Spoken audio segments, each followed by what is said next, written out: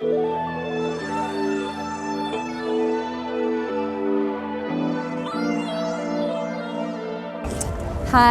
I'm Jolanta Rieksta. I'm a postdoc at the University of Copenhagen at the Volt Center. And I am an ecologist, a biologist by training. And I am interested in understanding how plants function and respond to various stressors at high altitude and latitude ecosystems. More specifically, I'm interested in how changes in plant traits and chemistry are affected by climate change and what that might mean for our ecosystem functioning. I am also considering myself as a field biologist because a large fraction of my work is performed in the field. And I'm also interested in data science and programming and applying these tools into our work in ecology and biology. So I think the very first exposure to biology, to plants, was my mom was studying as a landscape technician, and she had a notebook with all these botanical drawings, like the plant anatomy. And I used to play with this notebook, and I used to redraw it and everything, so it was super fun. And then around 13 years, in the 7th grade, we started botany in school. And I remember we started working with different kind of plant families, like mint family, rose family, and then we were drawing all this anatomy and different parts of it, and I found it extremely interesting. So I think that's kind of the next exposure.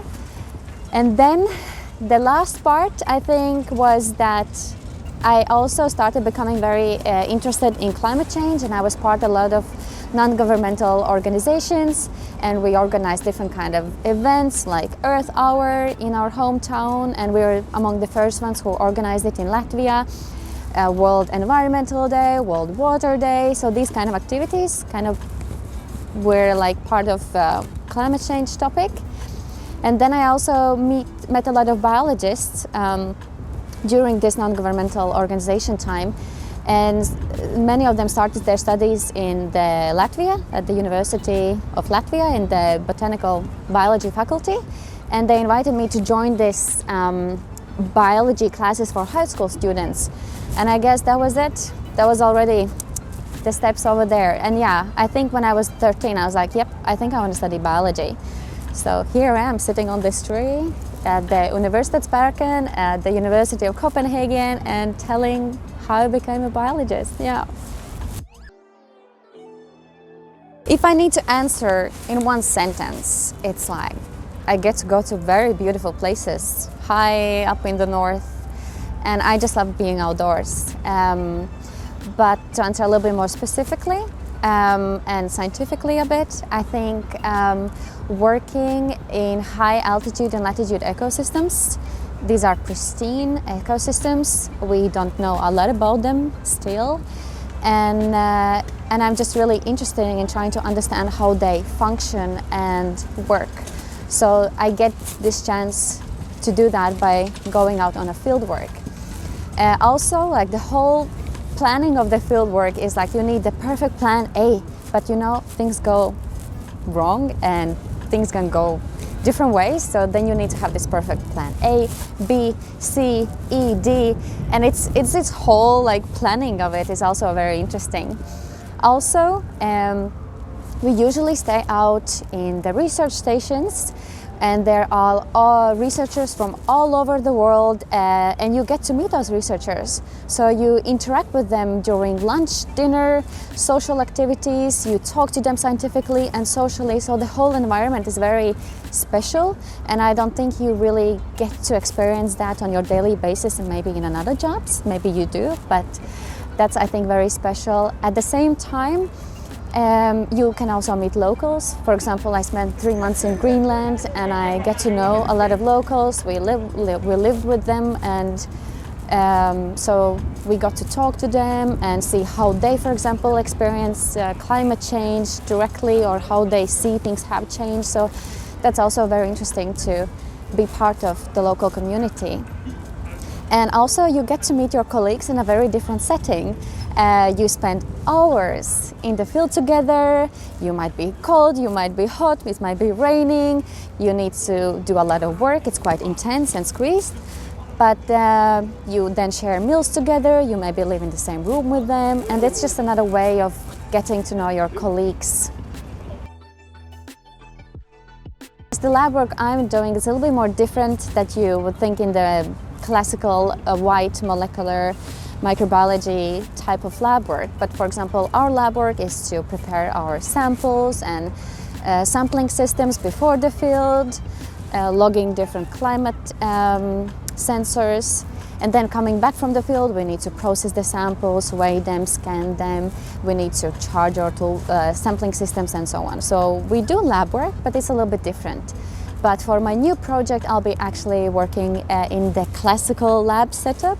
I'll be working with genetics, so then I will get to work with that too. So I think the very first exposure for me to high latitudes where I was doing Erasmus studies in University of Joensuu in Finland. And I had this autumn holiday and I was like, I'm just gonna hitchhike to Kilpisjärvi. And I'm coming from Latvia. I was like, yeah, we have cold winters in Latvia. And then I decided so I know how it is to be in cold environments. So then it was October and I hitchhiked up to the north. It took me several days, and I realized, and I wasn't prepared that up in the north, you have a deep winter in the middle of October. So I was like, okay, that was a little surprise, but it was so beautiful and so special. And I got to have my morning coffee around the reindeers because I went to Kilpisjärvi and there's like a lot of these reindeers. And seeing northern lights and staying in the research station with these researchers and looking at these environments, they're just so beautiful. And I thought, I have to come back and I need to find a way how. So I work with biogenic volatile organic compounds. These are large and diverse group of molecules, plants, and actually all living organisms emit into the atmosphere. These compounds are also highly reactive, so they have an importance in our climate system. I'm specifically interested in the emissions from the plants when they're being stressed. And that can be, for example, in herbivory, when plants are being eaten by larvae. So when that happens, plants are stressed and they're emitting these compounds in higher quantities and in different compositions as a result of this stress. I'm also interested in how changes in climate, for example, increased temperatures, are affecting the emissions of these biogenic volatile organic compounds, and of course, combined effects. So that's what I've been doing previously. Right now, my new project focuses on digging a little bit deeper. So I'm interested in within species variation of these biogenic volatile organic compounds, because current global models, they do not really account for the species diversity, because we have quite limited data from the high latitudes, and when that is being fed into these big global models that are used for predictions of our climate and emissions, they use the data they have. But what if one tree emits more different compounds and in much different compositions than the other plant? So then I'm trying to investigate how this within species variation is affecting emissions and what happens when we put them into the global and see the global emissions.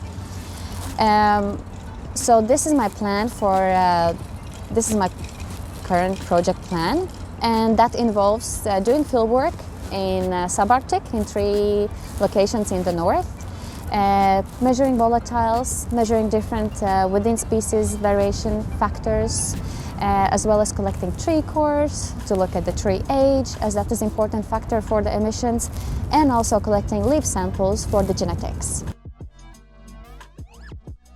So we use models to predict and understand current and future emissions.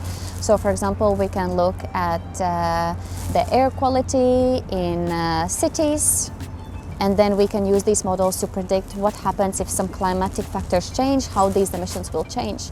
And then we can use this data to understand, okay, are there any measures we need to do to improve the air quality or reduce some anthropogenic sources of emissions. And then we can actually use this emission model data and feed it into the big climate models to see how that affects the climate system and how these emissions, for example, would change with future climate change. And then we can use all this to make better informed decisions, policy making, to combat the climate change. I think we need to further study the high latitude ecosystems, as they are very vulnerable to climate change and they are currently warming with much higher rates than the rest of the world. So I would say more studies from these regions.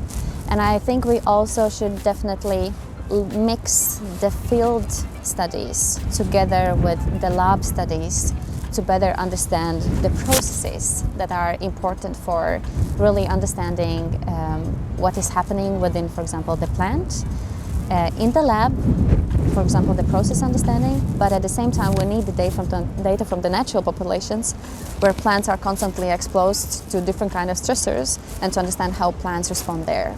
And I think by combining all that we can have better understanding of plants, their functioning and their importance into the global picture. Thank you for listening and bye-bye.